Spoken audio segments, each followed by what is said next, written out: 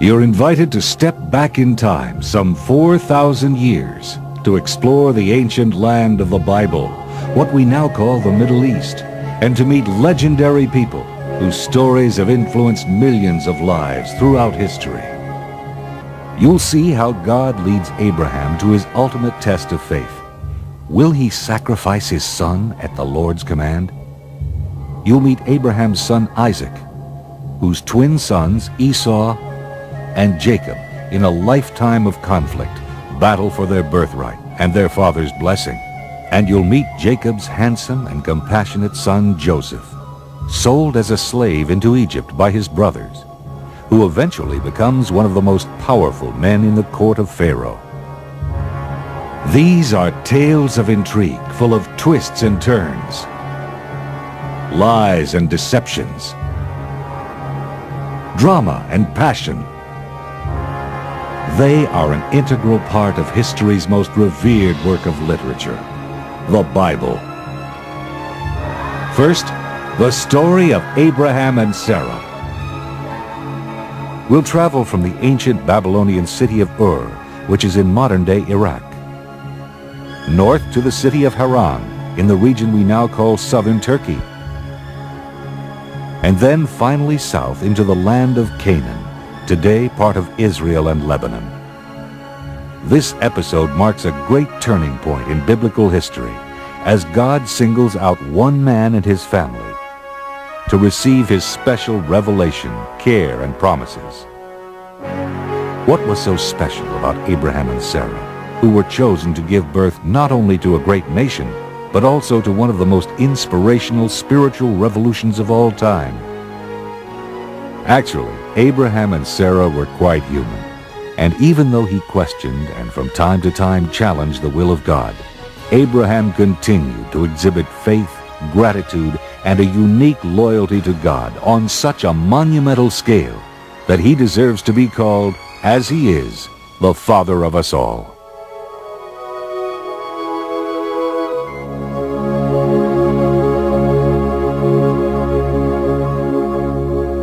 Our story begins in the city of Ur, in what is today Iraq. Here is where Abraham and Sarah spent their early years, about 2,000 years before the birth of Christ. The concept of one God had not yet been widely accepted, and they were surrounded by people who worshipped idols. In his waning years, Abraham's father, Terah, decided to move from Ur to the land of Canaan.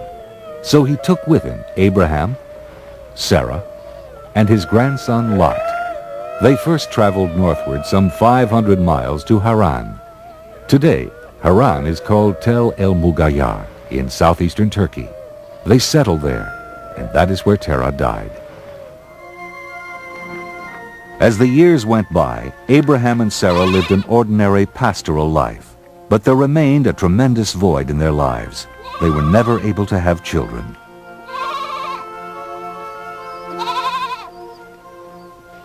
When Abraham was 75 years old, God challenged him to his first test of faith.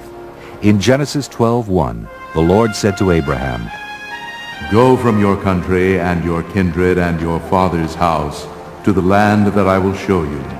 I will make of you a great nation, and I will bless you and make your name great." Abraham left his homeland in Haran to embark on a treacherous journey of some 400 miles south to the land of Canaan. His faith was strong, and he did as God commanded. With no maps to guide him, and not knowing the languages, he had to barter for provisions as he traveled through strange and sometimes hostile lands. When the caravan reached Canaan, God once again appeared, and in Genesis 12:7, the Lord said to Abraham, "To your offspring I will give this land." Abraham continued his journey through the land of Canaan to the oak of Moreh at Shechem, and to the mountains to the east of Bethel, where he built altars, a tribute to his faith in God.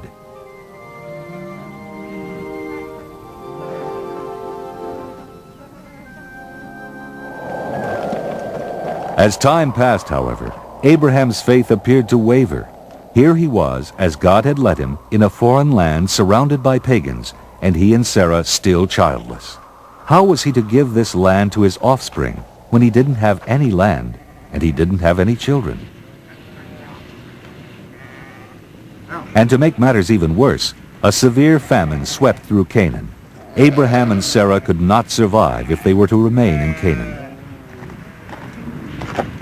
Not waiting for any divine message, Abraham took Sarah and Lot and the rest of his household and went down to the more fertile land of Egypt, where there was sure to be food. Before entering Egypt, Abraham had known about the killing of husbands and the kidnapping of wives.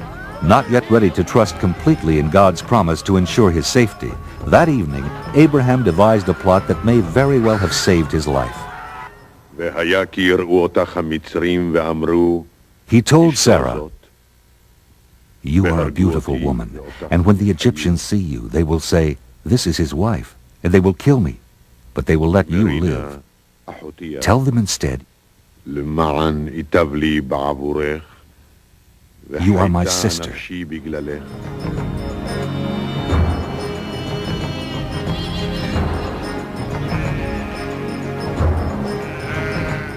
Just as Abraham had feared, the caravan was stopped as they entered Egypt.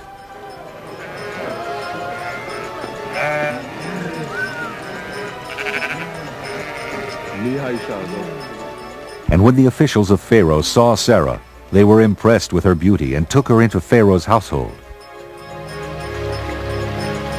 She was prepared for her introduction.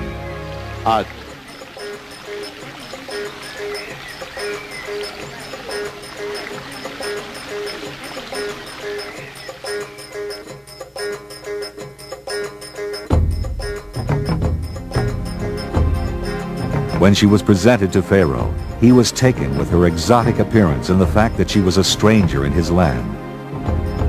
Of course, he had no idea that she was the wife of Abraham. Pharaoh had been told she was unmarried, and he took her for his wife. What was Sarah to do?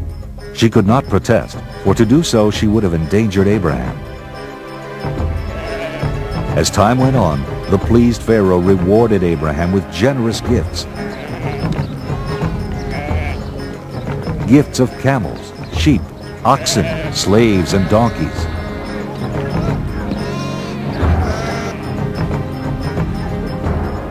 But then, Pharaoh and his entire household suddenly became deathly ill.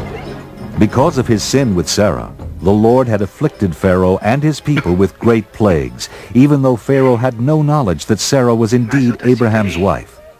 The hurt and angry Pharaoh summoned Abraham and blamed him for the plagues. "What is this you have done to me?" he cried. "Why did you not tell me Sarah was your wife? Why did you say she was your sister so that I took her for my wife? Here is your wife then. Take her and be gone." It was a wealthier and more prosperous Abraham who took his family and returned to the land of Canaan.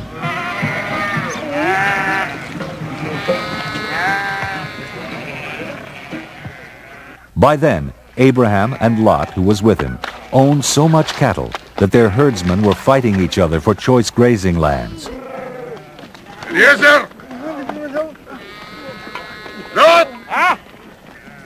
In a generous gesture befitting the benevolence of a true patriarch, Abraham took Lot to a point overlooking the land and said, "Let there be no strife between you and me, and between your herders and mine, for we are kindred.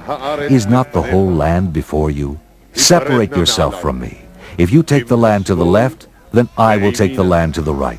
Or if you take the right, I will go to the left." The young Lot chose the better site, the rich and fertile land of Jordan, described in the Bible as well-watered everywhere, like the garden of the Lord, like the land of Egypt. So Lot settled among the cities of the plain and moved his tent as far as Sodom, and Abraham settled in Canaan. In Genesis 13:14, the Lord said to Abraham, Raise your eyes now and look from the place where you are, northward and southward and eastward and westward. For all the land that you see, I will give to you and to your offspring forever. I will make your offspring like the dust of the earth, so that if one can count the dust of the earth, your offspring also can be counted. Rise up, walk through the length and breadth of the land, for I will give it to you. Abraham led his household through the land of Canaan and eventually set up his tents in Mamre, as he was commanded by God. Here Abraham built an altar to the Lord. It was there that this patriarch of peace was drawn into battle. In the valley of Siddim, in the area near the southern end of the Dead Sea, near the peninsula of Al-Lisan, a mighty war was being waged. The armies of the kings of Sodom and Gomorrah were routed by their enemies. The people of Sodom and Gomorrah fled to the hills, while the enemy took all their goods and provisions. And along with them, they took Abraham's nephew Lot as a prisoner.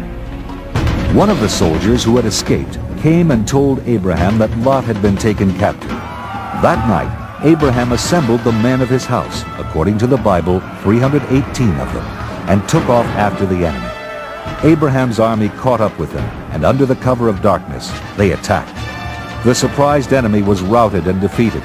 Abraham rescued Lot and brought back all the goods that had been taken. For his heroism and his deeds in battle, Abraham was honored and blessed by Melchizedek, the king of Salem, an early name for Jerusalem, who is referred to in the Bible as a priest of God Most High, and Abraham gave him a tenth of everything.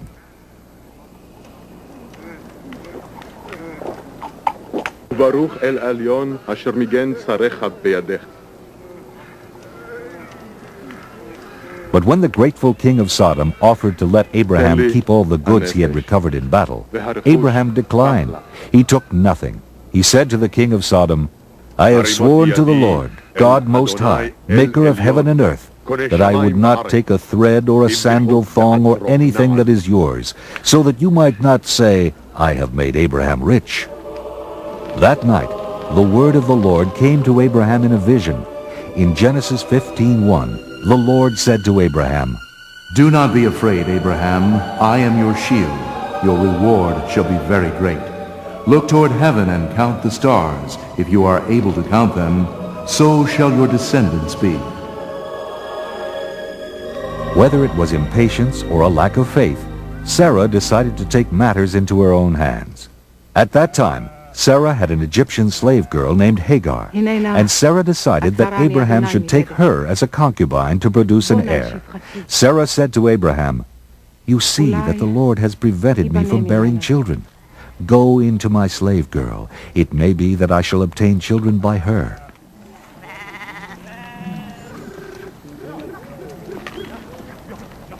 So after Abraham had lived 10 years in the land of Canaan, Sarah took Hagar, her slave girl, and gave her to her husband Abraham as a wife.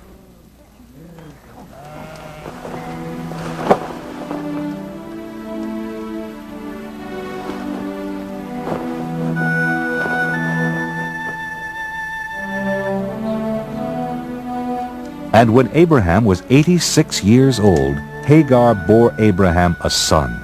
They named the child Ishmael.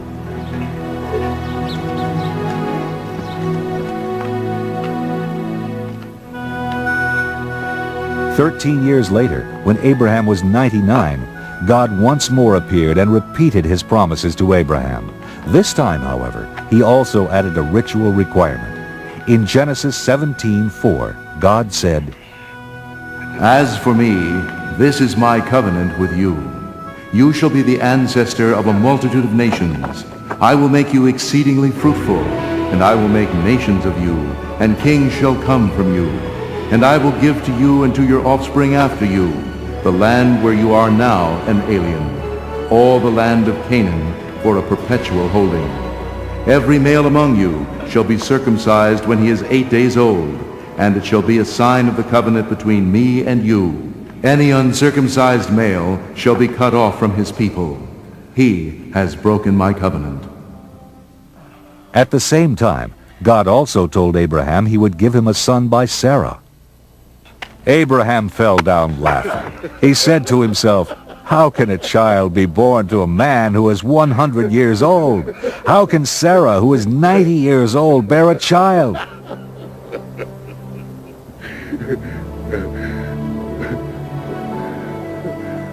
Abraham then pleaded that God might recognize his son Ishmael. Lo Ishmael, Oh, that Ishmael might live in your sight. In Genesis 17:19, God replied, No, but your wife Sarah shall bear you a son, and you shall name him Isaac. As for Ishmael, I have heard you. I will bless him and make him fruitful and exceedingly numerous. He shall be the father of 12 princes, and I will make him a great nation. But my covenant I will establish with Isaac, whom Sarah shall bear you at this season next year.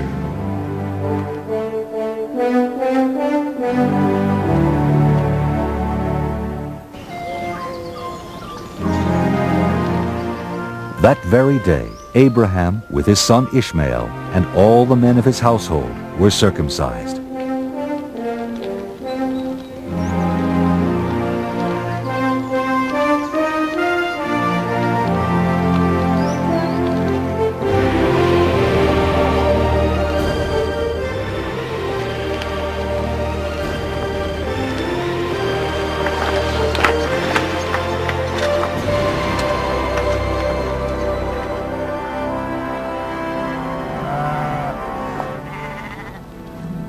Sometime later, as he sat at the entrance of his tent in the heat of the day, Abraham looked up, and 3 men suddenly appeared in front of him. Abraham ran from the tent entrance to meet them and bowed down to the ground. In the tradition of Eastern hospitality, Abraham brought them water so they could wash their feet, and had Sarah and his servants prepare food for the visitors. Abraham set food before them, and they ate. They said to him, "Where is your wife Sarah?" And he said, "There, in the tent." Then one said, "I will surely return to you in due season, and your wife Sarah shall have a son." The men then set out for Sodom, and Abraham went with them to show them the way. As the men turned and headed for Sodom, Abraham remained and spoke to the Lord. The Lord explained to Abraham that there was a great outcry against Sodom and Gomorrah for their wickedness and sin, and he had come to judge them. Abraham then fulfilled God's promise that he would be a blessing even to other nations. He stood before God and questioned his decision to destroy Sodom and Gomorrah. If there was even a small number of God-fearing people, could not the sinners be saved? Suppose there are 50 righteous within the city. Will you then destroy the place? And the Lord responded to Abraham, "If I find at Sodom 50 righteous in the city, I will forgive the whole place for their sake." Then Abraham continued to bargain with God. "Will you destroy the whole city if you find 45 righteous people?" God answered, "No." Abraham persisted. "How about 40? How about 30? How about 20? And then, perhaps remembering he was indeed arguing with the Almighty, "Oh, do not let the Lord be angry if I speak just once more. Suppose 10 are found there." Abraham's argument convinced the Lord, and the Lord promised Abraham, "For the sake of 10 righteous, I will not destroy it." And the Lord went up from Abraham.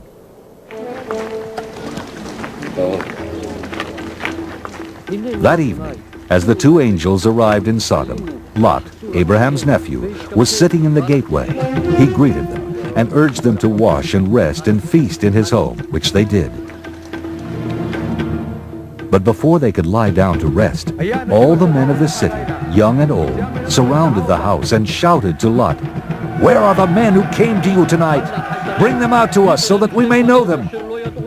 Lot stood his ground and confronted the crowd and said, "I beg you, my brothers, do not act so wickedly. Look, I have 2 daughters who have not known a man. Let me bring them out to you and do to them as you please. Only do nothing to these men, for they have come under the shelter of my roof." But the mob would have none of that. "Stand back," they yelled. "This fellow came here as an alien and he would play the judge? Now we will deal worse with you than with them." Then they pressed hard against Lot and came near the door to break it down. But the angels of the Lord stood before the crowd, and they struck with blindness the men who were at the door of the house, young and old, so that they were unable to find the door. Then the angels of the Lord told Lot the outcry against Sodom had become great before the Lord. "Take your family out of this place, for we are about to destroy it." When morning dawned, the angels once again urged Lot, saying, "Get up, take your wife and your 2 daughters, or else you will be consumed in the punishment of the city." When they were outside, the angel said, "Run for your life, flee to the hills, and do not look back or stop anywhere in the plain. For if you look back, you will perish." Then the Lord rained on Sodom and Gomorrah sulfur and fire from out of heaven, and he destroyed those cities, and all the plain, and all their inhabitants, and everything that grew on the ground. Lot, his daughters, and his wife struggled to escape.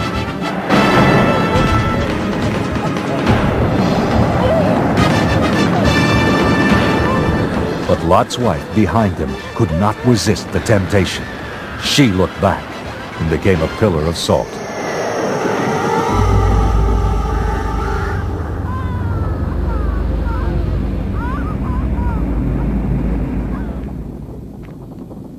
Early the next morning, Abraham went to the place where he had stood before the Lord, and he gazed down toward Sodom and Gomorrah and the plain, and all he could see was the smoke rising, as it is described in the Bible, like the smoke of a furnace. Lot escaped to the hills and lived in a cave with his 2 daughters. Worried that they would have no children, the older daughter said to the younger, "Come, let us make our father drink wine, and we will lie with him, so that we may preserve offspring through our father." So they made their father drink wine that night, and the older daughter went in and lay with her father. He did not know when she lay down or when she rose.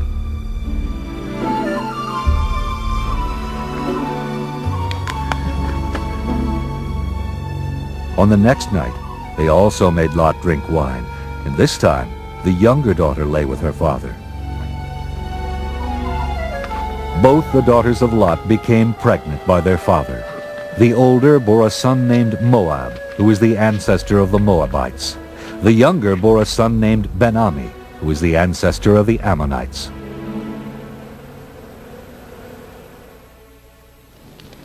The Lord did for Sarah as he had promised.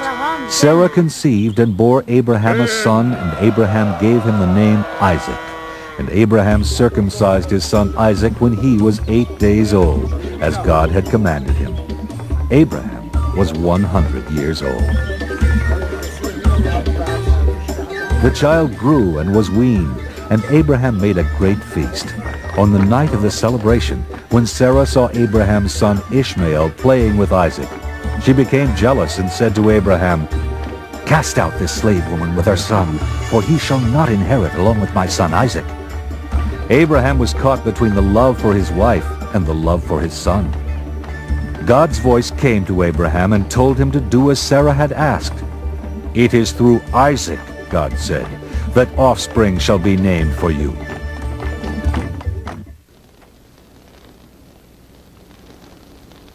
So Abraham rose early in the morning and took bread and a skin of water and gave it to Hagar.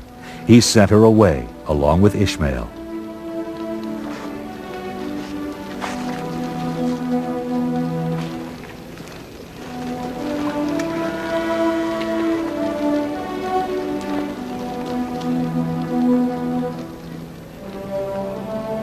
They wandered about in the wilderness of Beersheba.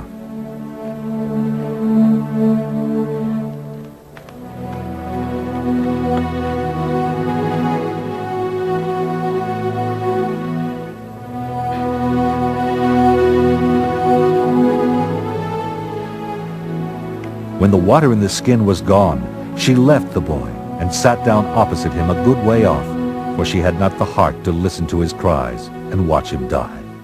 "Do not let me look on the death of the child," she cried.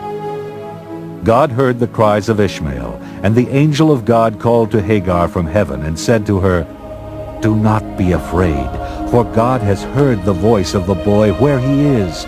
Come, lift up the boy and hold him fast with your hand, for I will make a great nation of him." Then God opened Hagar's eyes, and she saw a spring of water. She took some in her hand and gave Ishmael a drink. Ishmael and Hagar survived their banishment. Today, Muslims trace their ancestry to Abraham through Ishmael. The pain and suffering of Ishmael and Hagar pale by comparison, however, to the ordeal that Abraham suffered when God challenged Abraham with his cruelest test of faith. In Genesis 22:2, the Lord said to Abraham, "Take your son, your only son Isaac, whom you love, and go to the land of Moriah, and offer him there as a burnt offering on one of the mountains that I shall show you." What must Abraham have felt? Should he obey God's command to slaughter his son? He dutifully saddled his donkey and took his son Isaac and 2 of his young men. He cut the wood for the burnt offering and went to the place that God had shown him.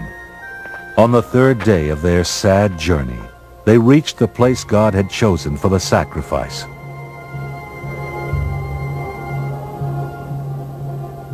Abraham told the young men traveling with him to stay with the donkey, while Abraham and Isaac went ahead to worship. "We will come back to you," said Abraham. Abraham carried the fire and the knife, while Isaac carried the wood.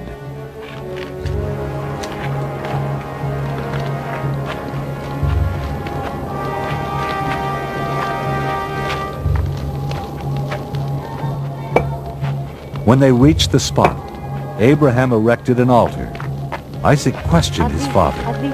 "The fire and the wood are here, but where is the lamb for the burnt offering?" Abraham then responded with the heart-rending words, "God will provide himself the lamb for a burnt offering, my son."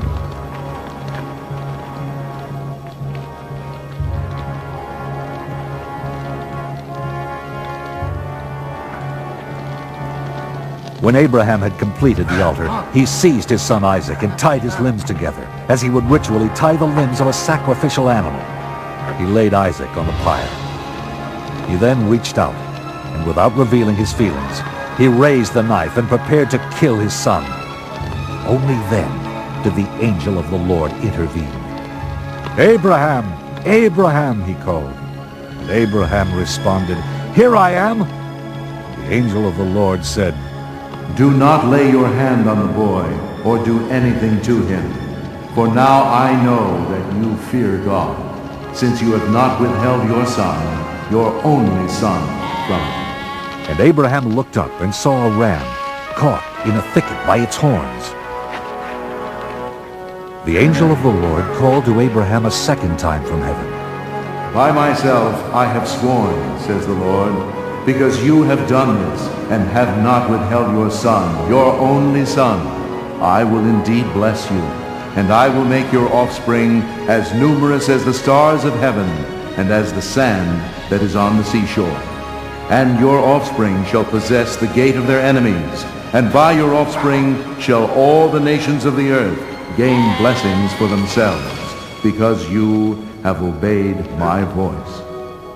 Genesis 22:15.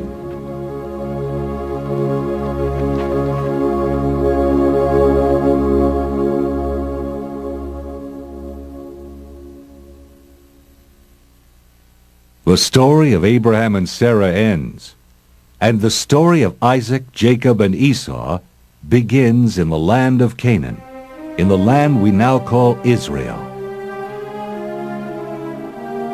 Scholars of the Bible often compare the life of Isaac with the life of Jesus, their miraculous births, and their unquestioning obedience at the time they were called upon to be sacrificed.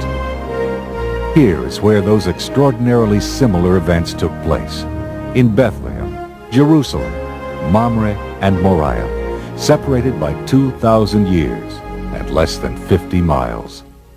According to the Old Testament, Isaac's mother, Sarah, died when she was 127 years old in Hebron, in the land of Canaan. Abraham, Isaac, and her loved ones mourned and wept, and buried her in a cave facing Mamre. 3 years later, when Isaac was 40 years old, Abraham ordered his oldest, most trusted servant to find a wife for Isaac. In the tradition of the times, Abraham had him place his hand under his thigh and made him swear by the Lord that he would not choose a wife for Isaac from the Canaanites among whom they were living. Instead, Abraham wanted his servant to go back to Abraham's ancestral lands in Padan Aram, where he might find a more suitable wife for Isaac. "But suppose the woman doesn't want to follow me back here," asked the servant. "Shall I take Isaac back to your homeland?" "No, you must promise me that you will not take Isaac back there." And Abraham explained that if the woman was unwilling to follow him, the servant would be free from the oath he had sworn. The faithful old servant then took 10 of his master's camels, loaded them with beautiful gifts, and set off for the city of Nahor, which is close to Haran. He reached the outskirts of the city toward evening and had his camels kneel down beside the well of water. The women of the town were already out to draw water from the well. The servant prayed, asking for some sign from the Lord that would help him choose a wife for Isaac from among those women. "O Lord," he said, "I am standing here by the spring of water, and the daughters of the townspeople are coming out to draw water. When I say, 'Please, let me sip a little water from your jar,' let the one you have chosen for Isaac say, 'Drink, and I will water your camels also.'" Even before he had finished praying, the beautiful Rebekah, daughter of one of Abraham's nephews, appeared with a water jar on her shoulder.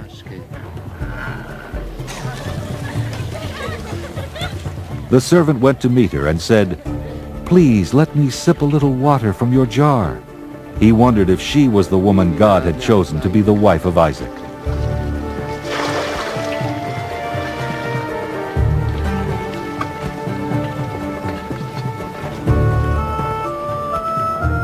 Then Rebekah answered. She answered with a sign from God. "Drink, my lord, and I will draw water for your camels also."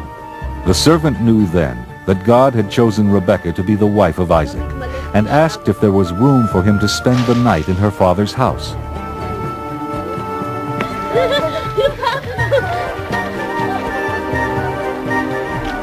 Rebekah ran home and told her brother Laban what had happened.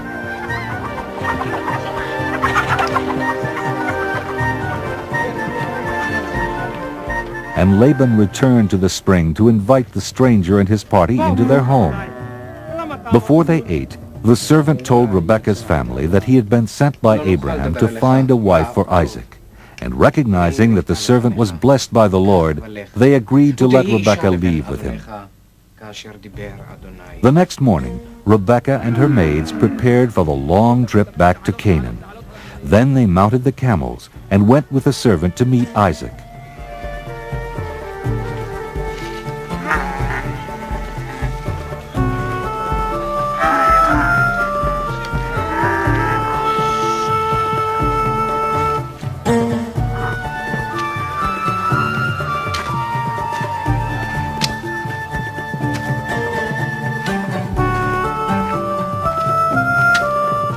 Isaac was settled in the Negev and happened to be out for a stroll in the field.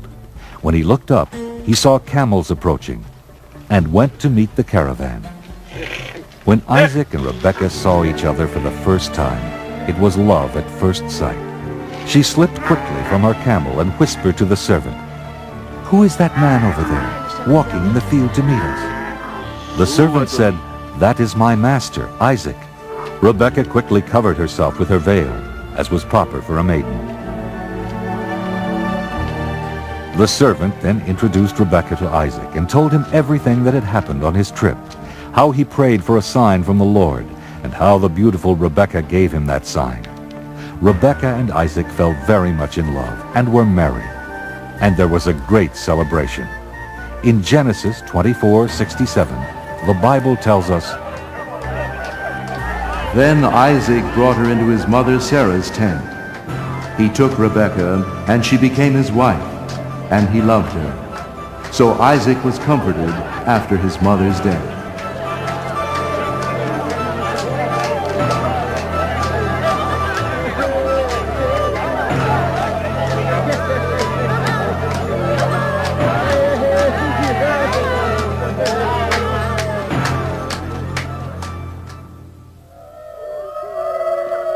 Abraham lived to the age of 175, as the Bible describes him, an old man and full of years. His sons, Isaac and Ishmael, came together for the last time to bury their beloved father in the cave of Machpelah, in the field east of Mamre, where they had buried Sarah. After Abraham died, God blessed Isaac, and Isaac and Rebekah settled at Beer Lahai Roi.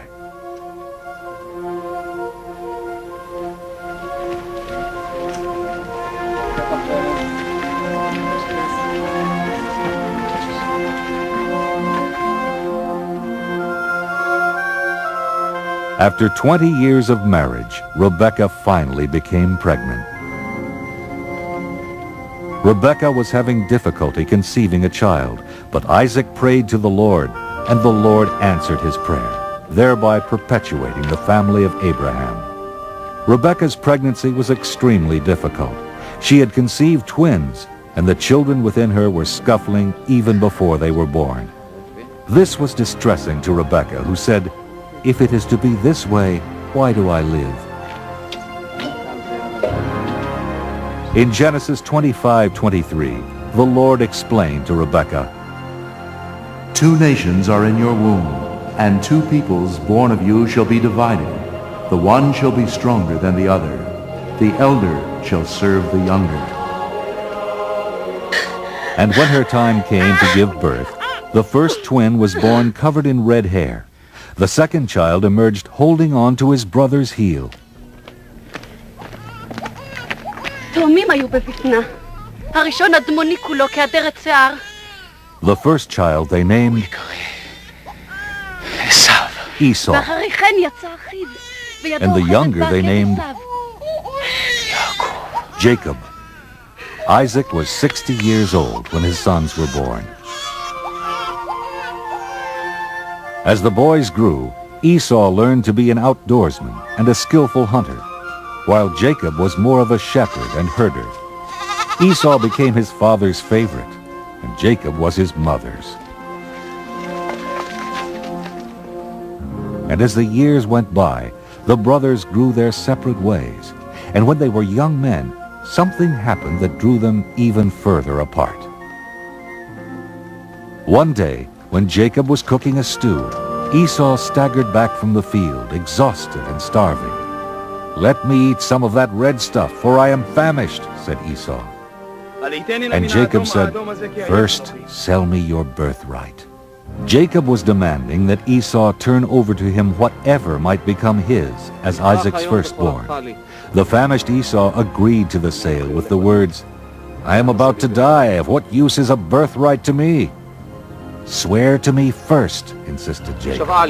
And Esau swore to him.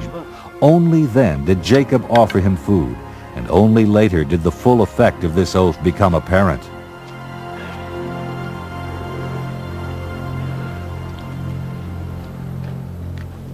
When a famine came to the land, Isaac considered going to Egypt, where he knew there would be food, as his father Abraham had done before him. He traveled as far as Gerar. But then Isaac received his first vision. In Genesis 26:2, the Lord appeared to him and said, "Do not go down to Egypt. Settle in the land that I shall show you. Reside in this land as an alien, and I will be with you, and will bless you. For to you and your descendants I will give all these lands, and I will fulfill the oath that I swore to your father Abraham." So Isaac trusted in the word of the Lord and settled in Gerar, the land of the Philistines. When the men of Gerar asked him about Rebekah, he was afraid to say she was his wife. "Because she is so attractive," he thought, "the men might kill me for her sake." So he told them she was his sister. When Isaac had been in Gerar a long time, one day King Abimelech looked out and saw Isaac caressing Rebekah. He called for Isaac and said, "So she is your wife. Why then did you say she was your sister?" Isaac then explained that he was fearful that if he said she was his wife, he might be killed for her sake. Abimelech was upset with Isaac. "What have you done to us? One of the people might easily have lain with your wife, and you would have brought guilt upon us." But sensing the hand of the Lord, Abimelech warned all the people, "Whoever touches this man or his wife shall be put to death." The Lord blessed Isaac so abundantly that his crops reaped 100-fold, and he became very wealthy. From there, Isaac went up to Beersheba, where the Lord appeared to him. In Genesis 26:24, the Lord said to him, I am the God of your father Abraham. Do not be afraid, for I am with you, and will bless you and make your offspring numerous for my servant Abraham's sake. In Genesis 27:1, we read of Isaac as old and rather feeble. His eyes were dim so that he could not see. He called to his firstborn and favorite son, Esau, for he wanted to give him his blessing. To understand the full impact of this story, it is important to know that according to ancient belief, blessings or curses were powerful acts because they had the power to produce the intended results. A blessing, once given, could neither be withdrawn nor given to another, for it came from God. Here is where God's prophecy to Rebekah before her sons were born is fulfilled. The elder shall serve the younger. Isaac told Esau to take his weapons and hunt game, and then prepare a savory dish for him before he gave him his blessing. Rebekah overheard Isaac's instructions to Esau and quickly devised a plan so that Jacob, her favorite son, would receive the blessing from Isaac. She told Jacob to choose 2 choice kids from the household flock and bring them to her, so that she might prepare savory food for Isaac. She then explained to Jacob, "You shall take it to your father to eat, so that he may bless you before he dies." But Jacob was fearful that his father would see through the deception. "Look," he said, "my brother Esau is a hairy man, and I am a man of smooth skin. If my father were to feel me, he would know I was Jacob, not Esau, and he'd bring his curse upon me rather than his blessing." "Let your curse be on me," she said. "Obey my word and get them for me."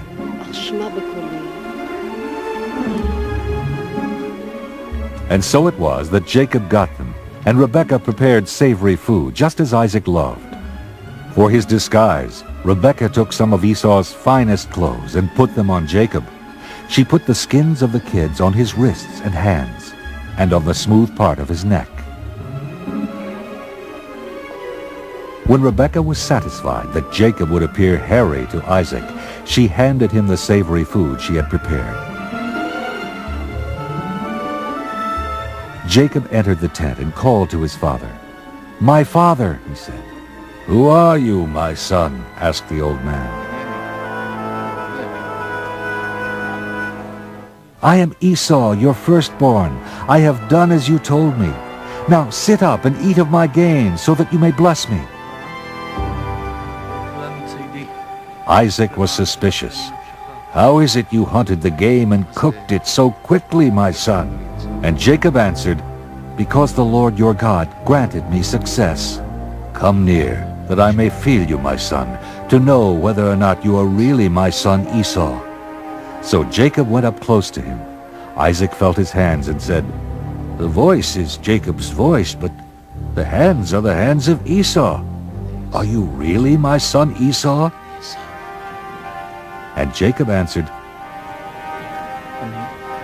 "I am." He then gave his father the food and wine, and his father ate and drank.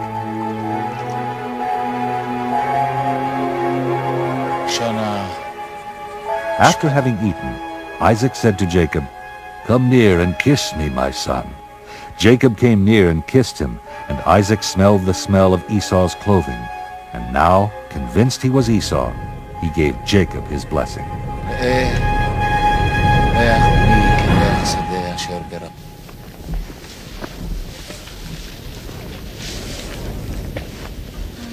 No sooner had Isaac finished blessing Jacob than his brother Esau returned from his hunting.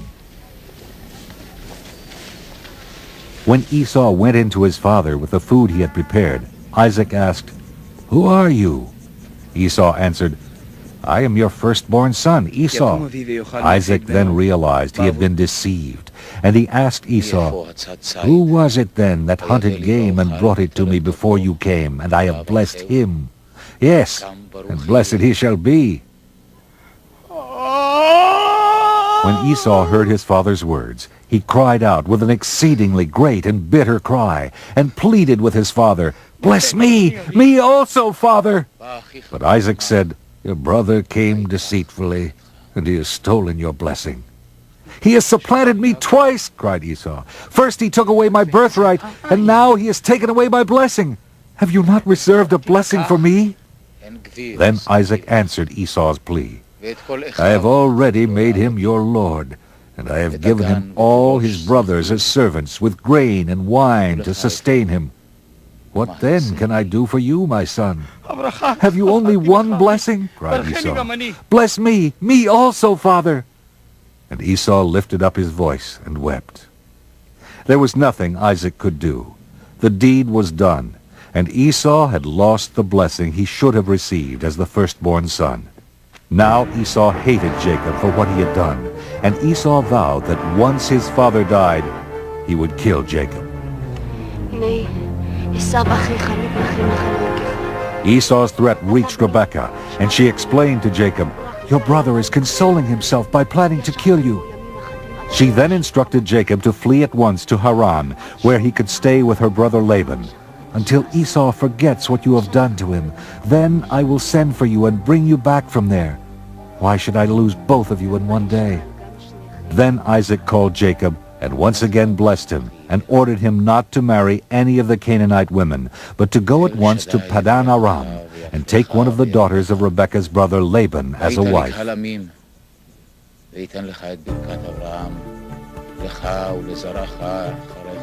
Jacob then left Beersheba and headed toward Haran, and it was on this journey that he experienced an astonishing heavenly vision. He had traveled about 12 miles in the wilderness to the north of what is now called Jerusalem.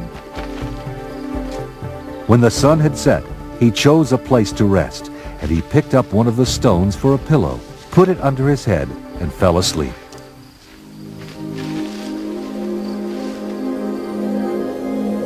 He dreamed there was a ladder suspended between heaven and earth, and the angels of God were ascending and descending on it. And the Lord stood beside him. And in Genesis 28:13, he said to Jacob, "I am the Lord, the God of Abraham your father, and the God of Isaac. The land on which you lie I will give to you and to your offspring. And your offspring shall be like the dust of the earth. And you shall spread abroad to the west, and to the east, and to the north, and to the south. And all the families of the earth shall be blessed in you and in your offspring. Know that I am with you, and will keep you wherever you go, and will bring you back to this land, for I will not leave you until I have done what I have promised you." When Jacob awoke from his sleep, he said, "How awesome is this place! This is none other than the house of God, and this is the gate of heaven." He anointed with oil the stone upon which he had slept, setting it apart for God's use, and named the place Bethel, meaning house of God. He also vowed to give God 1/10 of his earnings, or a tithe, if he were, as God had promised, to return safely to Canaan.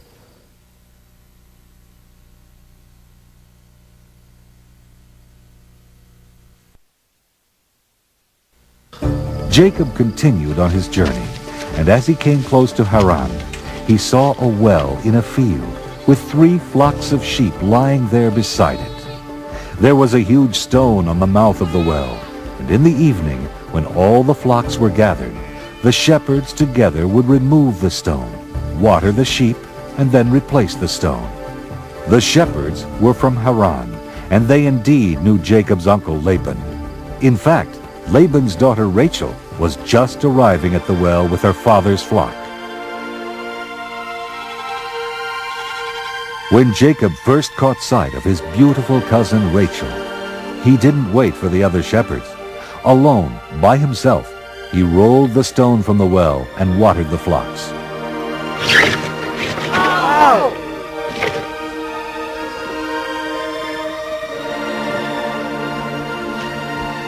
Rachel was immediately taken with the stranger, as he was with her. Could this be the woman from Haran that Jacob would be taking for his wife?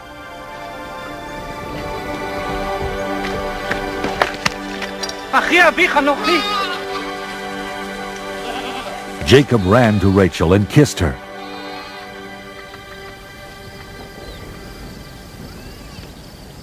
He explained he was her father's relative, and she ran home to tell him.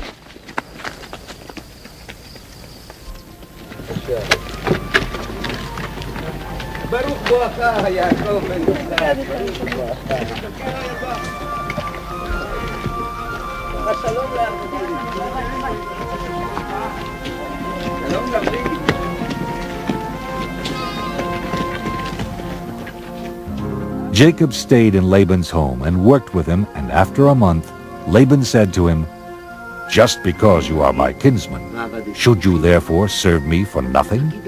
Tell me what your wages should be." Now Laban had 2 daughters. The beautiful Rachel was the younger, and the less attractive Leah was older, and Jacob had fallen in love with Rachel. So he made a bargain with Laban. "I will serve you 7 years for your younger daughter Rachel." And Laban agreed. The 7 years seemed to Jacob but a few days because of his love for Rachel. And after the 7 years had passed, he went to Laban and said, "Give me Rachel as my wife, that I may consummate my marriage with her." Laban agreed and prepared a huge feast.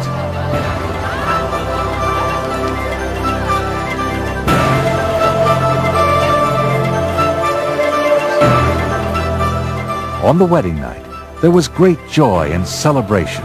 There was music, dancing, and lavishly prepared food and wine. During the ceremony, and in the tradition of the times, the bride was veiled, and what Jacob did not realize was that Laban had tricked him.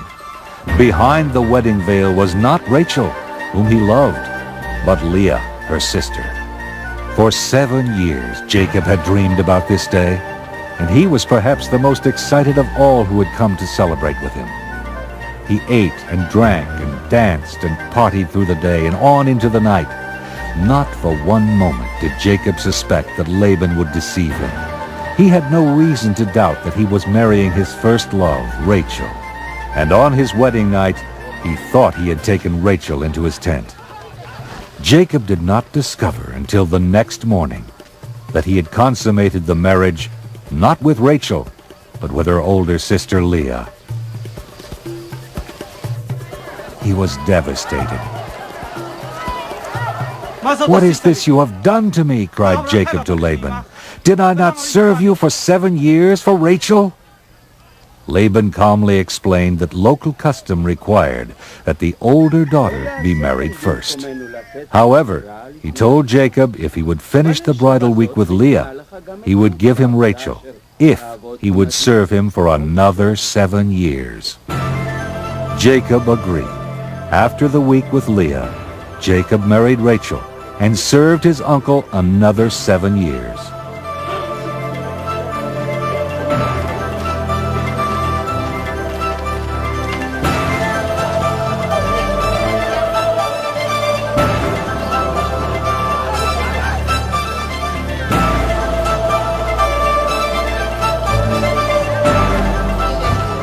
Leah, the unloved wife, proved to be fertile, while the much-loved Rachel did not conceive for many years.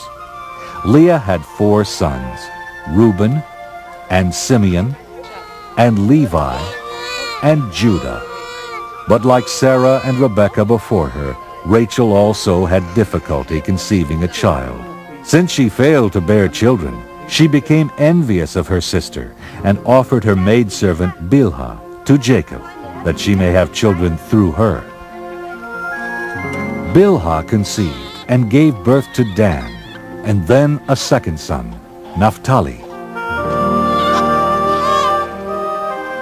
And when Leah ceased to have children, she offered her maidservant Zilpah to Jacob.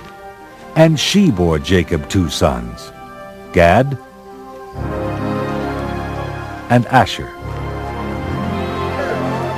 Leah then bore 2 more sons, Issachar and Zebulun, and a daughter, Dinah. Then finally, God remembered Rachel. He heard her prayers, and she bore a son, and this child they named Joseph. All told, 11 of the 12 ancestors of the 12 tribes of Israel were born during Jacob's 20 years of exile. Benjamin was yet to be born. After Joseph was born, Jacob spent 6 more years working for Laban. He was awaiting his mother's message that it was safe to return to his homeland, and he wanted to provide for his own household. For his wages, Jacob made an unusual request of Laban. In Genesis 30:31, Jacob says, You shall not give me anything. Let me pass through all your flock today, removing from it every speckled and spotted sheep, and every black lamb, and the spotted and speckled among the goats, and such shall be my wages. Laban agreed to the bargain, and Jacob left reassured. Once again, however, Laban tried to deceive Jacob. As soon as they parted, Laban had his sons remove every one of those animals from his flock. This time, Jacob realized he was being cheated, and he had to protect himself from Laban and his kinsmen. God was watching over Jacob, however, and he saw to it that despite Laban's underhanded ways, Jacob's flocks grew larger and stronger, and Jacob became prosperous. The more prosperous he became, the more envious Laban and his kinsmen became. In Genesis 31:3, the Lord said to Jacob, Return to the land of your fathers, where you were born, and I will be with you. Jacob then told Leah and Rachel about his plans to leave Laban. He also told them about a dream he had in which the angel of God said, I have seen all that Laban is doing to you. Leave this land at once and return to the land of your birth. Trying to avoid a confrontation, while Laban was away shearing sheep, Jacob fled Padan Aram with his wives and children and servants and livestock and all his possessions. Before they left, and unbeknownst to anyone else, Rachel stole her father's household idols, which were precious to him, since they ensured his leadership of the family. She hid them in the saddlebags of her camel.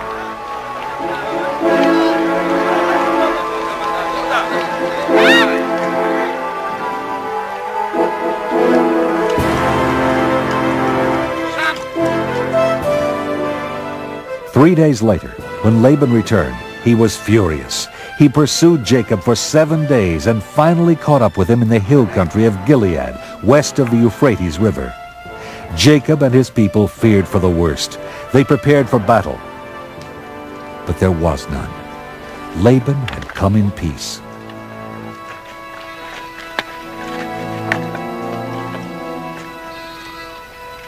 He was not looking for a fight, as much as he was looking for an explanation. Not only was Laban insulted that Jacob had left secretly, not even allowing him to kiss his daughters and grandchildren goodbye, but he was further upset by the idea that Jacob had stolen his teraphim, the images of his household gods. Jacob was indignant at having been accused of stealing the idols. He not only swore he didn't have the idols, but he also promised he would kill anyone found with them. He invited Laban to search the camp.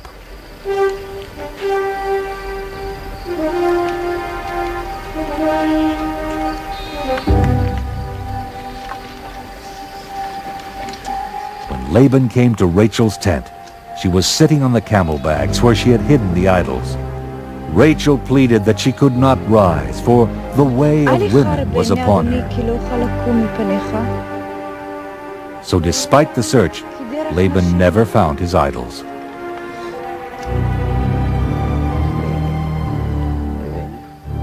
Afterwards, Jacob and Laban made a pact of peace. The following day, Laban kissed his daughters and grandchildren goodbye, and the two men and their parties went their separate ways.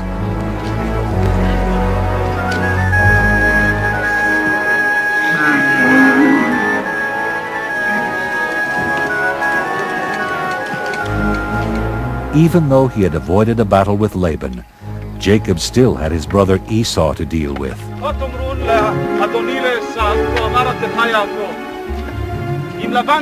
He decided to send messengers ahead to Esau in the land of Seir, the country of Edom.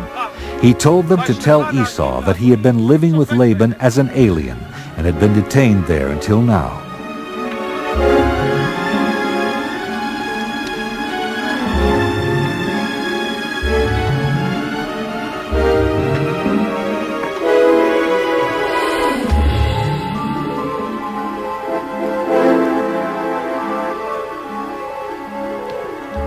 When the messengers returned, they told Jacob that Esau was fast on his way to meet Jacob, and he was coming with 400 men. Jacob panicked. He and his party were no match for 400 men, and he was afraid that Esau would kill them all. He did what he could.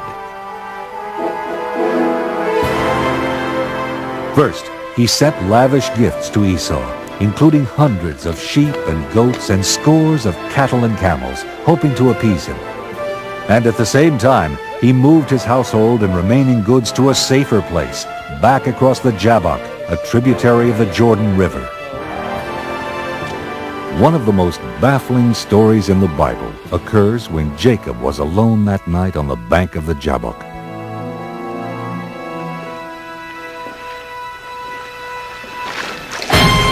Suddenly, he found himself wrestling in the dark with a mysterious stranger. Religious scholars for generations have debated the significance of this wrestling match. Does it symbolize the Israelites' persistent struggles with the Lord and the divine blessing it earned?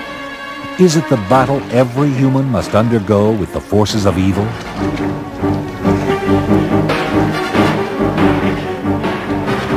In any event, Jacob and the stranger wrestled until the break of dawn, and when the stranger saw that he could not bring Jacob down, he struck Jacob's hip at its socket and sprained it. Nevertheless, Jacob eventually dominated the struggle. At daybreak, the man said, "Let me go!" But Jacob replied, "I will not let you go unless you bless me." In Genesis 32:28, the man replied, You shall no longer be called Jacob, but Israel, for you have striven with God and with humans, and have prevailed. Before the sun rose, the stranger left.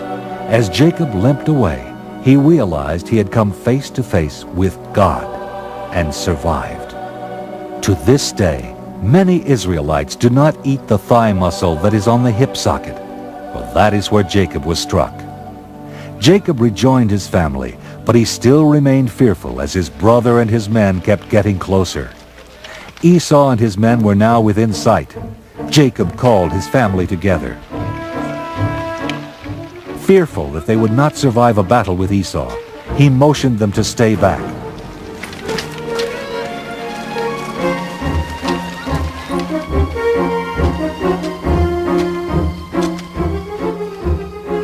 When Esau came closer, Jacob bowed to the ground 7 times. The two brothers, who had not seen each other for over 20 years, approached each other. Jacob's fears of Esau were unfounded, for his forgiving brother ran joyously toward him, embraced him, and kissed him.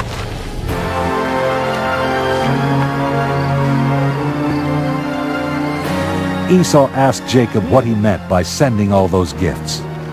And Jacob replied, "To find favor with my Lord." But Esau said, I have enough, my brother. Keep what you have for yourself. But Jacob insisted, and Esau finally accepted the gifts.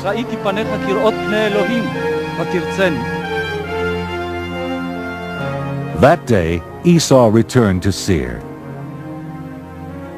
And Jacob continued to Succoth, where he set up his tents and made pens for his cattle.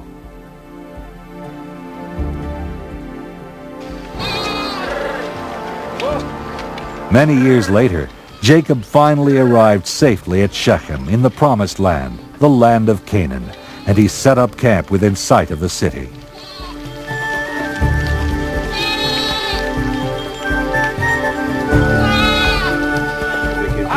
He bought land from Hamor, the prince of the city, so that his people could live there in peace and harmony. And he set up an altar to the God of Israel.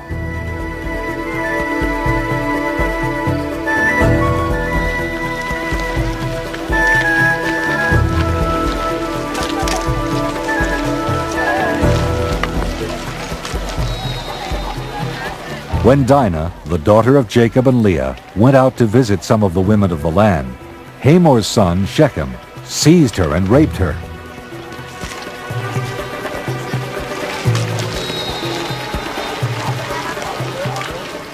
When Jacob heard that his daughter had been defiled, he held his peace until his sons returned home from the fields. When they heard their sister had been raped, Jacob's sons were angered and seethed with indignation. Shechem's behavior was an outrage and could not be tolerated. Hamor tried to appeal to the sons, telling them that Shechem had his heart set on marrying Dinah.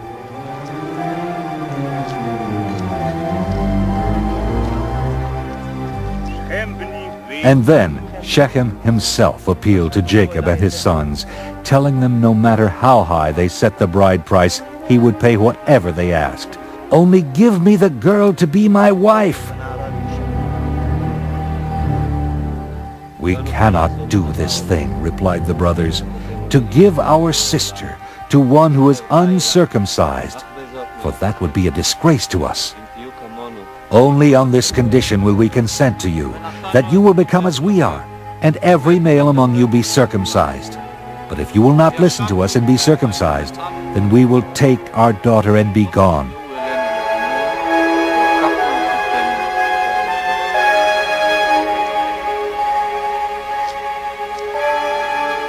The men of the town agreed with the conditions, and every able-bodied man in the community was circumcised. On the third day, when all the men of the town were still in pain, recovering from their circumcisions, Dinah's brothers Simeon and Levi, two of Jacob's sons, took their swords and advanced against the city without any resistance, and they massacred every male. They killed Hamor and his son Shechem, and took Dinah from Shechem's house.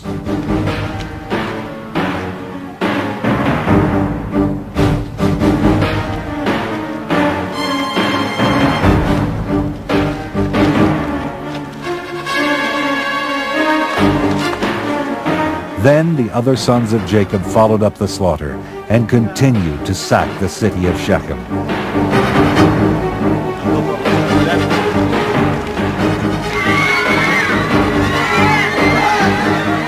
They seized all their flocks and herds, carried off all their wealth, their women and their children, and took whatever was in the houses.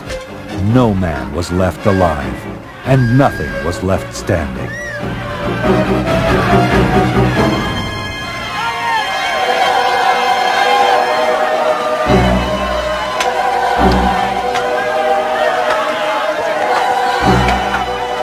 Jacob was gravely disturbed. He told Simeon and Levi they had brought great trouble to him and his family by making him odious to the inhabitants of the land. My numbers are few, he said, and if they gather themselves against me and attack me, I shall be destroyed. But the two sons continued to defend their action, arguing, should our sister be treated like a whore? Shortly thereafter, Jacob left Shechem, and in Genesis 35:1, the Lord said to Jacob, Arise, go up to Bethel and settle there. Make an altar there to the God who appeared to you when you fled from your brother Esau." So Jacob and all his people journeyed to Bethel in the land of Canaan. There, on the site of the vision of the angels on the ladder, he restored the altar he had built 20 years earlier. Once again, God appeared to Jacob and blessed him. In Genesis 35:9, God said to Jacob, "Your name is Jacob. No longer shall you be called Jacob, but Israel shall be your name. I am God Almighty. Be fruitful and multiply. A nation and a company of nations shall come from you. The land that I gave to Abraham and Isaac I will give to you, and I will give the land to your offspring after you." Even after all these years, Isaac was still alive, and Jacob decided to visit him. On the journey, Rachel went into labor, not far from Bethlehem, where 2,000 years later, and just a few miles away, Jesus was born.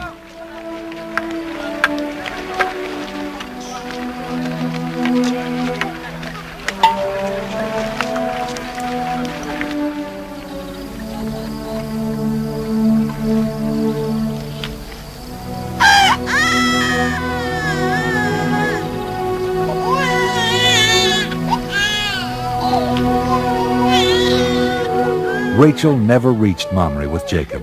While giving birth to Benjamin, her second son, she died.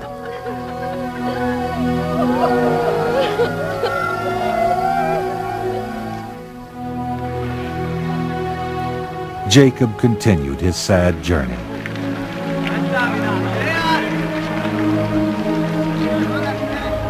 Soon after he arrived in Mamre, his father, Isaac, also died. He was 180 years old.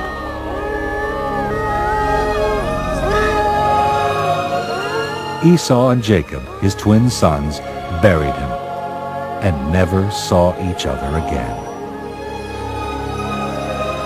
Except for his final years, Jacob lived the rest of his life in Canaan. In modern times, the name given him by God reappeared. In 1948, when the Jews of Palestine declared their independence, they named their new state after Jacob. They named it Israel. Now the story of Joseph and his brothers, which takes us from Israel to the land of Egypt. Joseph was the son of Jacob, grandson of Isaac, and great-grandson of Abraham. He was born in Israel some 200 years after the birth of Abraham. But his adventures took him south on a perilous journey to Egypt. Unlike Abraham, Isaac, and Jacob, Joseph never talks directly with God, but instead receives the Lord's messages through dreams, which were in those days considered divine communications. The story is an exciting tale of Joseph the dreamer, of Joseph of the splendid coat, how Joseph's brothers wanted to murder him, and then sold him into slavery, and how Joseph survived and eventually became, other than the Pharaoh, the most powerful man in Egypt. Naphtali! God! Hashem! When Joseph was 17, he was still living with his father Jacob and his 11 brothers. As you remember, Jacob had 12 sons, 6 by his first wife Leah, Reuben, Simeon, Levi, Judah, Issachar, and Zebulun. 2 sons by Leah's maid Zilpah, Gad, and Asher. And 2 sons were by his second wife Rachel's maid Bilhah, Dan and Naphtali. After years of not having children of her own, Rachel, Jacob's first love, gave birth to Joseph, who became his favorite. Benjamin, his 12th son, was born later. One day, when Joseph returned from the fields, he reported to his father that his brothers had been doing evil things, which only fanned the fire of their jealousy. Except for Benjamin, the brothers already disliked Joseph because he was their father's favorite son.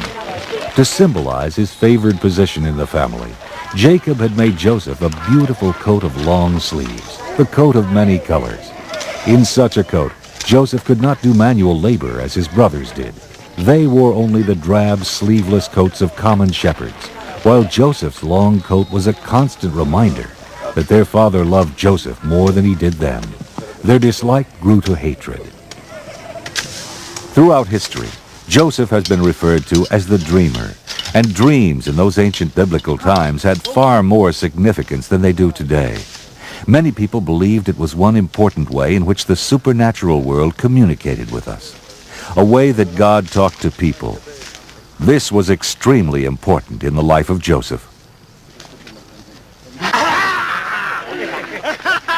One day, he was out in the field with his brothers when he had a dream. In Genesis 37:6, he told his brothers, Listen to this dream that I have dreamed. There we were, binding sheaves in the field. Suddenly my sheaf rose and stood upright. Then your sheaves gathered round it and bowed down to my sheaf. And his brothers said to him, Are you indeed to reign over us? Are you indeed to have dominion over us? And so they also despised him, because of his dreams and his words.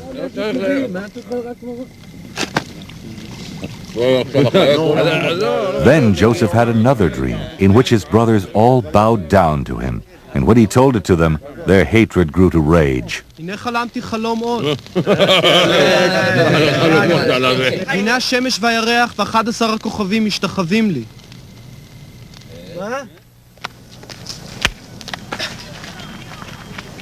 לוי!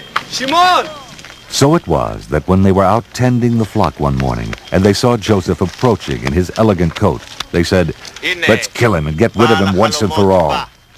לכו ונהרגהו, ונשליכהו לאחד הבורות, ואמרנו כחיה רעה חלת הוא.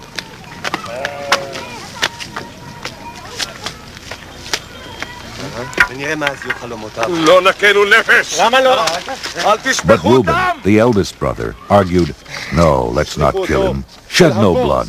Why don't we just throw him into this dry well here in the wilderness?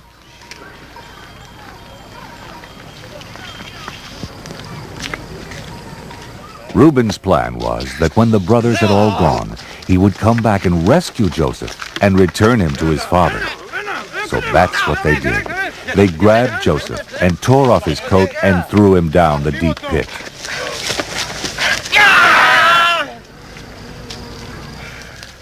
Sometime later, when Reuben was away, the other brothers saw a caravan of Ishmaelites approaching, and Judah said, What's the profit in slaying our brother? After all, he's our own flesh. Why don't we just sell him to the Ishmaelites?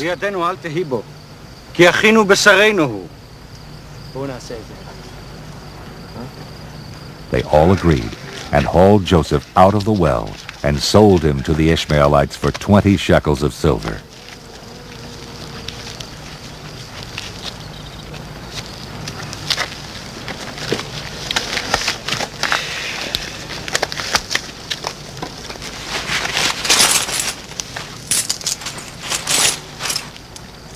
Then they decided to cover up their crime by killing a goat and dipping Joseph's beautiful coat in the blood to make it look as though Joseph had been killed by a wild animal.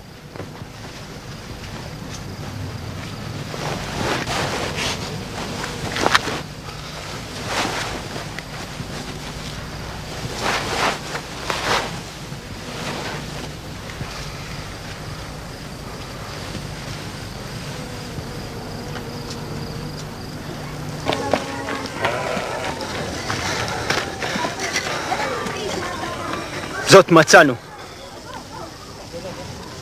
הקרנה, הכתונת בן ההיא אם לא.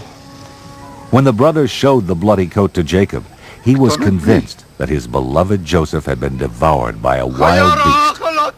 As the Bible tells us in Genesis 37:34. Then Jacob tore his garments and put sackcloth on his loins and mourned for his son many days. And all his sons and daughters rose up to comfort him, but he refused to be comforted. Thus his father wept for him. על בני הבן שולה!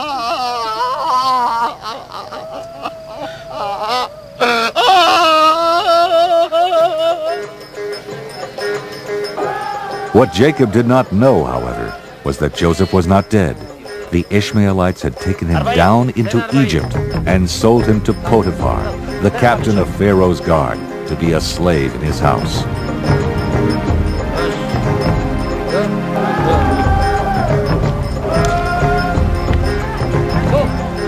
God, however, continued to watch over Joseph, as we learn from Genesis 39:2.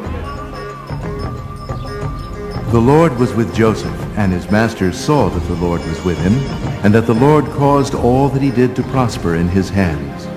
So Joseph found favor in his sight, and he made him overseer of his house, and put him in charge of all that he had.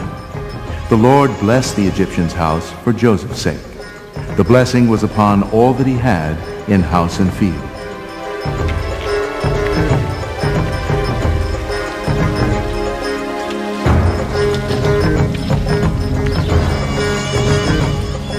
Now Joseph was handsome and good-looking, and after a time his master's wife cast her eyes on Joseph and said, "Lie with me."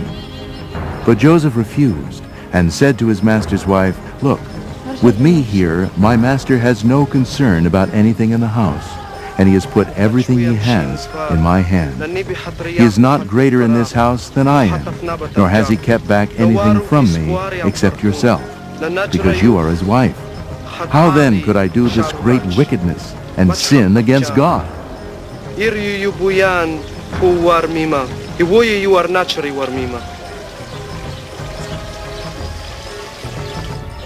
But Potiphar's wife kept after him day after day.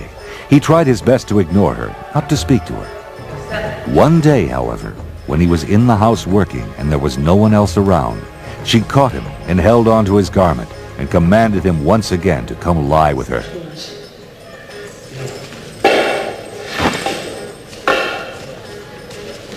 He tore away from her and fled, leaving his garment in her hand. Potiphar's wife was furious with Joseph's rejection, and she was determined to punish him. She screamed for help. "See, my husband has brought among us a Hebrew to insult us. He came in and tried to lie with me, and when I screamed, he fled. But he left his garment behind."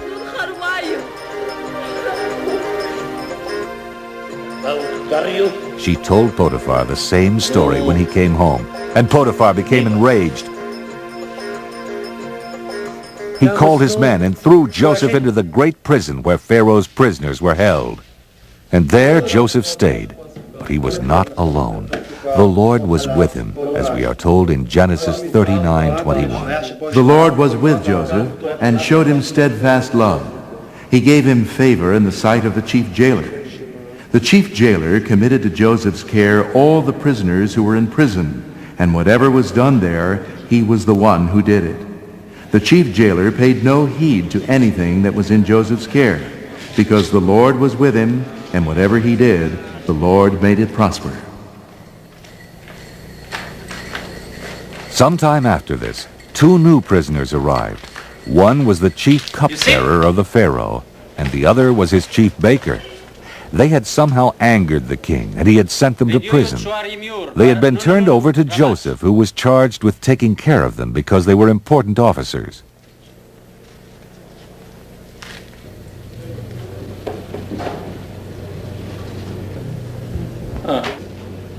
One night, both of these new prisoners had troubling dreams, all the more troubling since dreams were considered messages from God.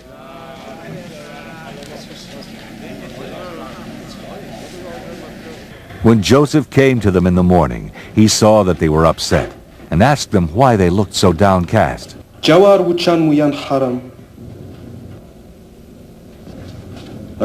They told him that they had dreams, but they had no one to interpret them. And Joseph told them, with God's help, he would interpret their dreams. The chief cupbearer told him that he had dreamed of a vine with 3 branches, and that the branches blossomed and then ripened into clusters of grapes.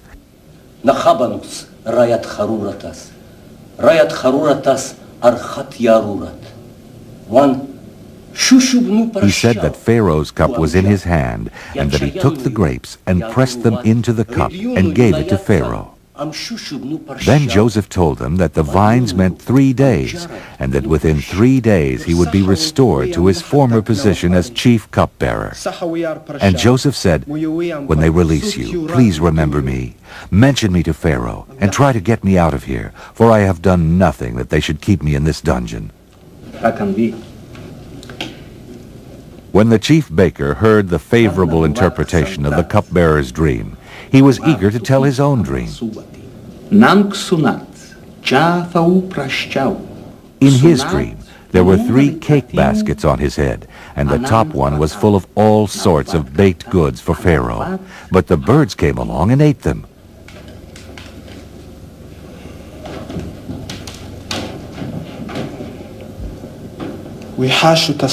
And Joseph said, "This is the interpretation.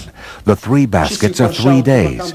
In 3 days Pharaoh will lift up your head from you and hang you on a tree, and the birds will eat the flesh from you."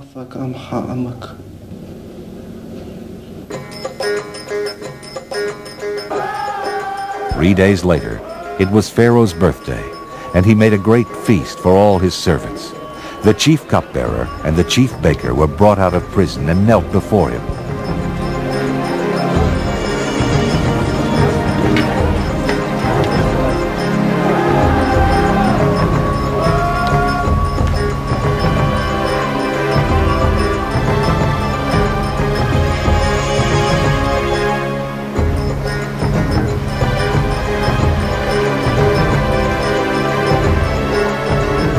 He restored the chief cupbearer to his former position, and he placed the cup in Pharaoh's hand.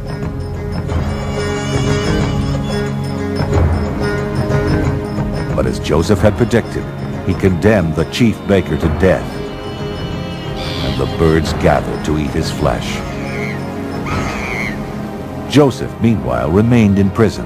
The cupbearer had forgotten Joseph's request.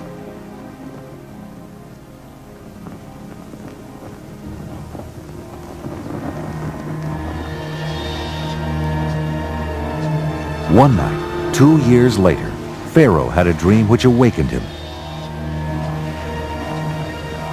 But he went back to sleep.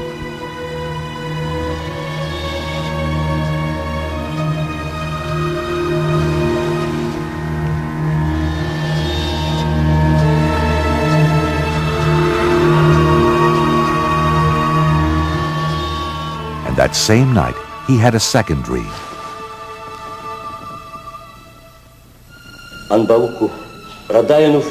In the morning, the 2 dreams troubled him so much, he sent for all the magicians and wise men of Egypt to explain what the dreams had meant. But none of them could interpret the dreams. It was then that the chief cupbearer remembered Joseph. He told Pharaoh about the young Hebrew slave in prison who could interpret dreams.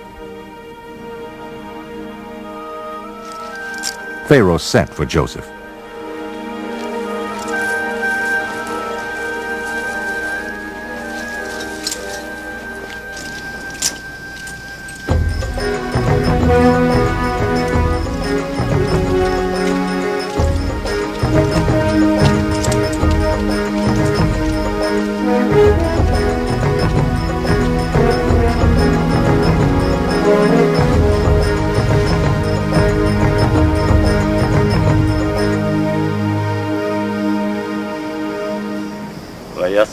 And when Joseph appeared before him, Pharaoh said, "I hear you can interpret dreams." Joseph again explained that his power to interpret dreams came from the Lord. "It is not I," he said. "God will give Pharaoh a favorable answer." Then Pharaoh said, "I dreamed I was standing on the banks of the Nile and saw 7 sleek fat cows grazing on the reeds, and 7 gaunt, thin, starving cows came up and ate the 7 fat cows. In my second dream I saw 7 ears of grain, full and good, growing on one stalk, and 7 ears withered, thin, and blighted by the east wind, sprouting after them, and the thin ears swallowed up the good ears." And Joseph explained, Pharaoh's dreams are one and the same. God has revealed to Pharaoh what he is about to do. There are 7 years of great plenty throughout all the land of Egypt, and after them there will arise 7 years of famine, and all the plenty will be forgotten. The famine will consume the land, and the doubling of Pharaoh's dream means that the thing is fixed by God, and God will shortly bring it about. Then Joseph told Pharaoh that he should appoint a wise and discreet man and make him overseer of all the land. This man would have the power to take 1/5 of all the grain during the 7 years of plenty and stockpile it to be used during the 7 years of famine. Pharaoh thought that would be a good idea, and he also believed that Joseph was the perfect man for the job.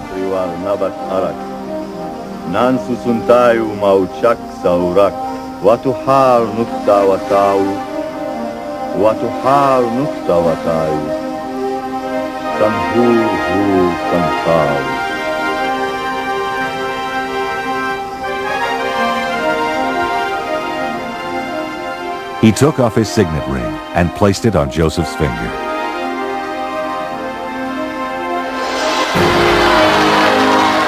And he gave him Asenath, the daughter of a high priest, to be his wife.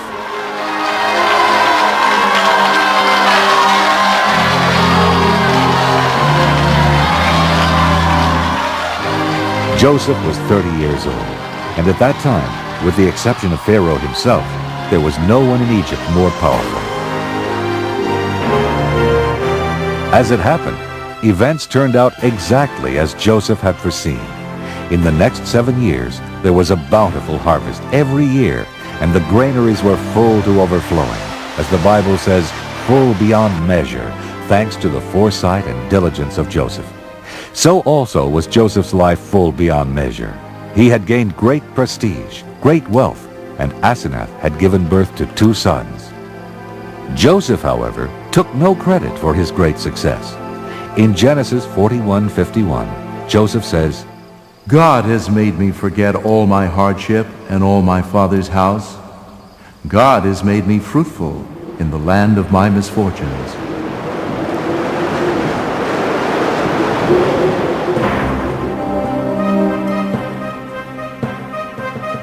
And then, as Joseph had predicted, after 7 years of plenty, there then came 7 years of famine, not just in Egypt, but throughout the world.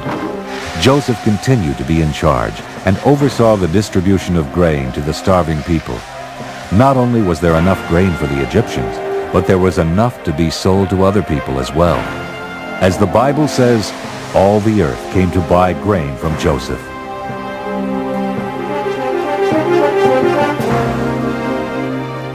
Including, of course, Joseph's brothers. When Joseph's father Jacob heard that there was grain to be had in Egypt, he sent his 10 oldest sons down there to buy it, for the famine had also severely struck the land of Canaan, and Jacob was desperate.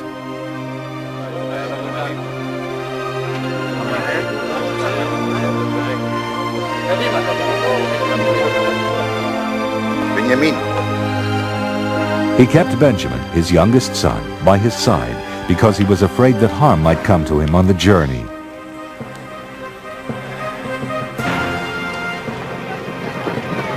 When they arrived in Egypt to buy grain, the 10 sons of Jacob were taken before the all-powerful Joseph. And they knelt down before him. This fulfilled the dream Joseph had had years earlier. They, of course, did not recognize Joseph as the brother they had sold into slavery. Joseph, however, recognized them immediately, but he did not let them know it. He spoke harshly to them and treated them like strangers. He turned his back to them as they pleaded with him to sell them grain. He even accused them of being spies. They denied it vehemently and tried to explain to him who they were, that their aged father Jacob was back in Canaan with their youngest brother, and they desperately needed to buy food.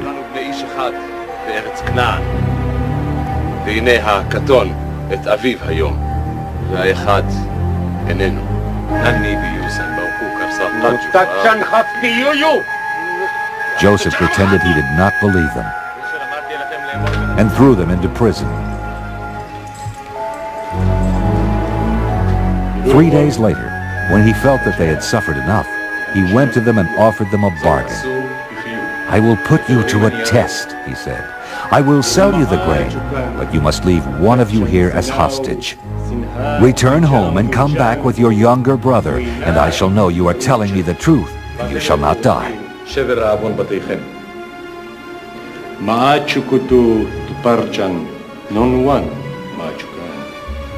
ויאמנו דבריכם ולא תמותו.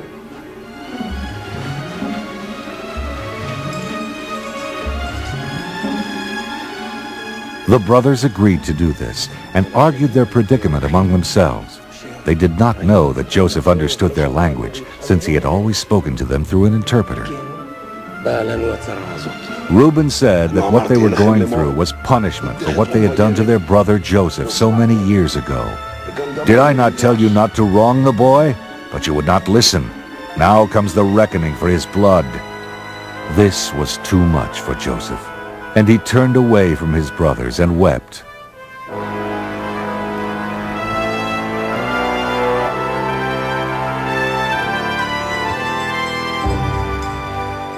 Then he returned to them and picked out Simeon as a hostage.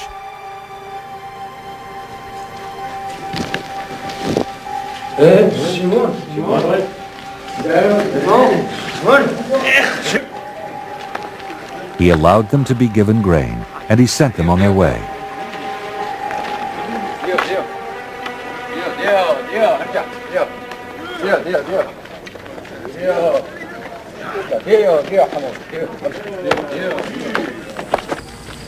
When they got back to Canaan, they told their father what had happened to them in Egypt.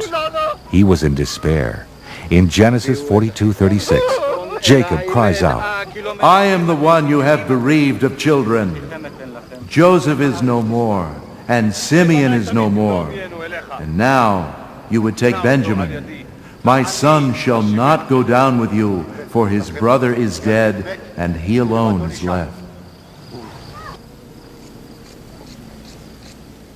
But when the grain they had brought from Egypt ran out, and the famine was still severe in the land, the old patriarch realized he had no choice.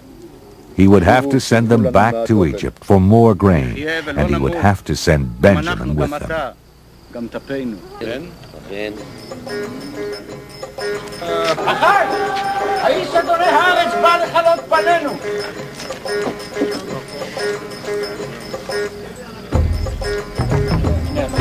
When the brothers arrived in Egypt and once again stood before the mighty Joseph, their reception was entirely different.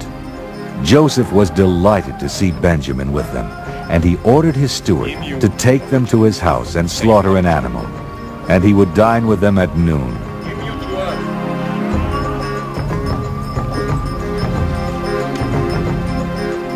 The steward took the men to Joseph's great house, and he brought Simeon out of prison to be reunited with them.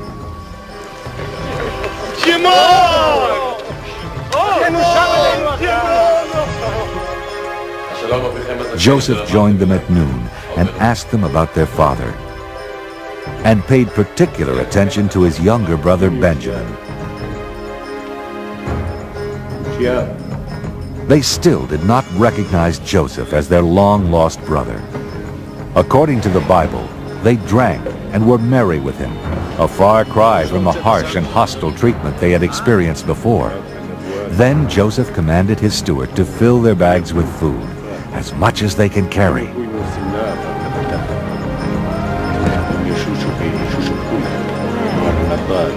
He also took his own silver cup and told the steward to secretly place it on top of the grain in Benjamin's sack.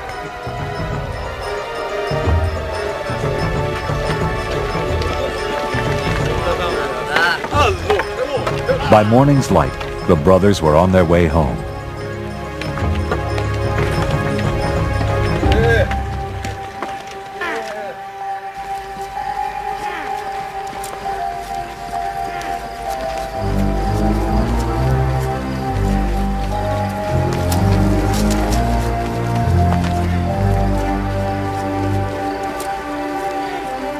They had traveled only a short distance when they were overtaken by Joseph's steward, who accused them of stealing Joseph's silver cup.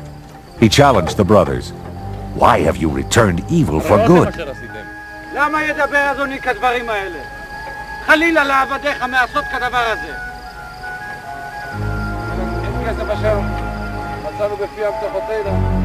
Naturally, the brothers were amazed and vehemently denied it. "Why should we do such a thing?" they said. "If it be found with any of us, let him die. Moreover, the rest of us will become your slaves." "So be it," said the steward. "He who has it shall be my slave. The rest of you shall go free."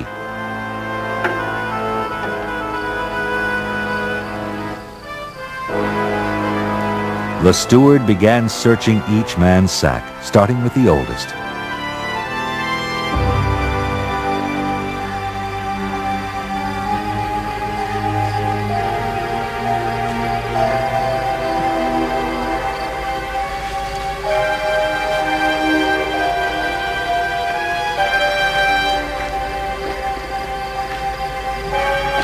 The last sack the steward searched was Benjamin's.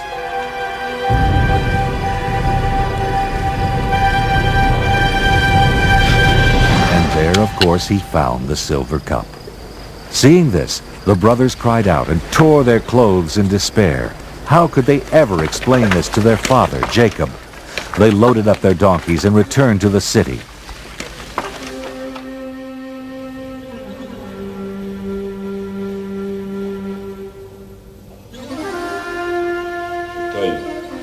They stood in fear before the now stern Joseph, who said, "What deed is this that you have done?" Judah stepped forward and pleaded eloquently with Joseph, telling him about his father and his love for Benjamin, the only remaining child of his old age.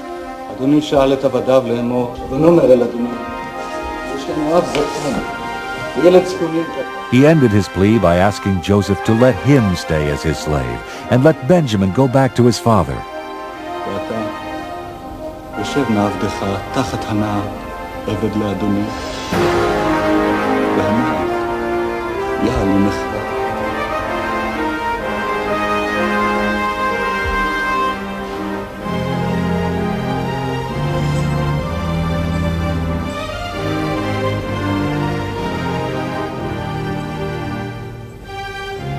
Judah's plea was too much for Joseph.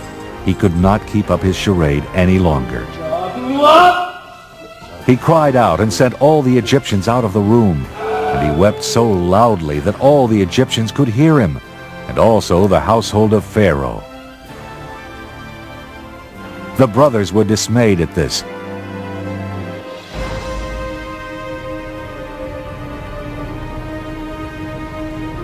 But Joseph said, with great compassion and understanding, in Genesis 45:4, I am your brother Joseph, whom you sold into Egypt. And now do not be distressed or angry with yourselves because you sold me here. For God sent me before you to preserve life.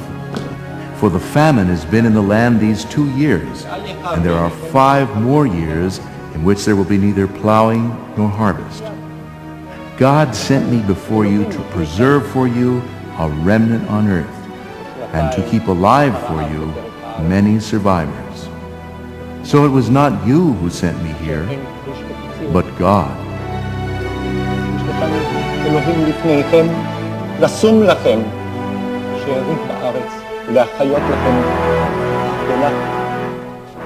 When Pharaoh heard that Joseph had been reunited with his brothers, he was very pleased.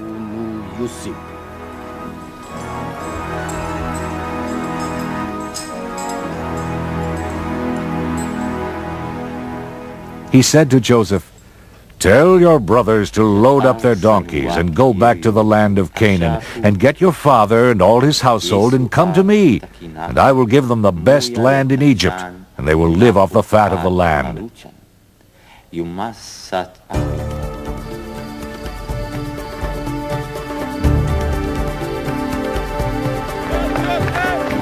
When they returned home, and Jacob heard the whole story, that his son Joseph was alive and the governor of all Egypt, he was stunned. and at first he didn't believe them.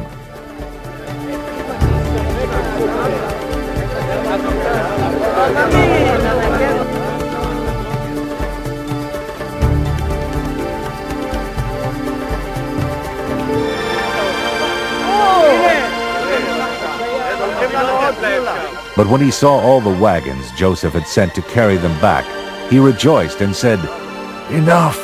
My son Joseph is still alive. I will go to see him before I die." So Jacob set out for Egypt with 70 members of his household and all their belongings and livestock.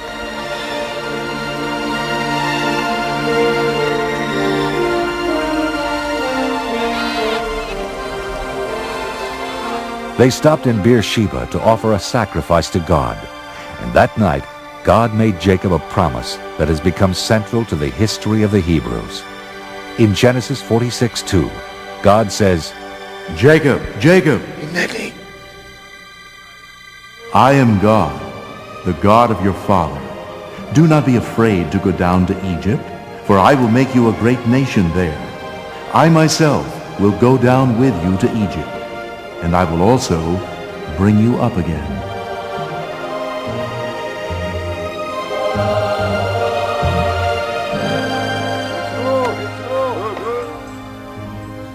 When Jacob and his large family arrived in Egypt, Joseph presented him to Pharaoh, and Jacob blessed Pharaoh, and Pharaoh was as good as his word.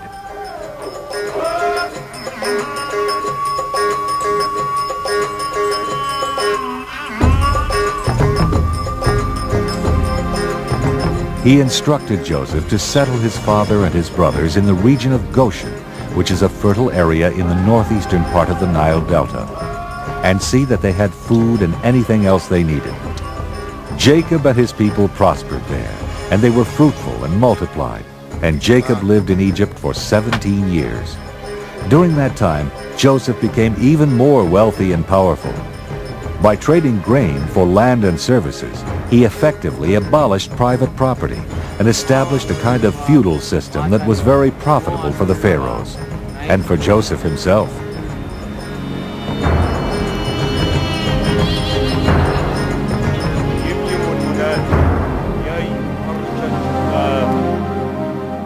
Then one day, he received the sad news that Jacob was dying.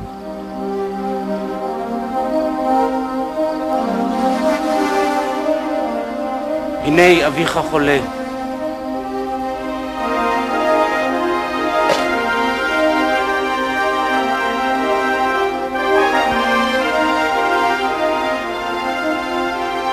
He took his 2 sons, Manasseh and Ephraim, and went to his father's bedside. Then Jacob blessed Joseph and his 2 boys.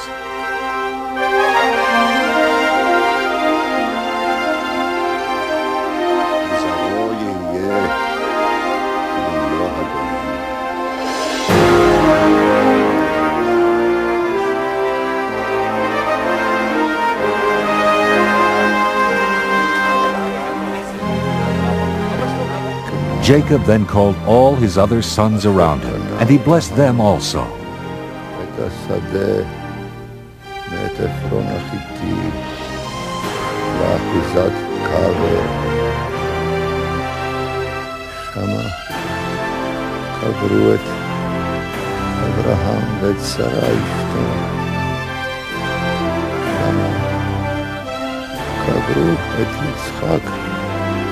את רבקה אשתו,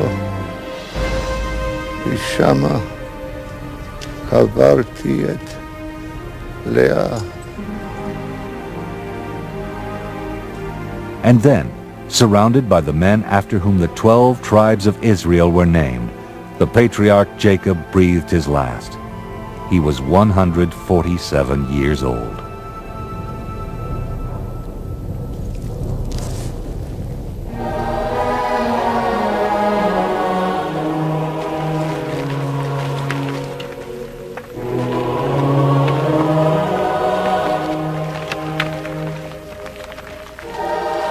Joseph and Benjamin and all their brothers took their father's body back to the land of Canaan, and they buried him in the cave at Mamre. There at Mamre, Jacob, his father Isaac, and his grandfather Abraham would remain together for eternity.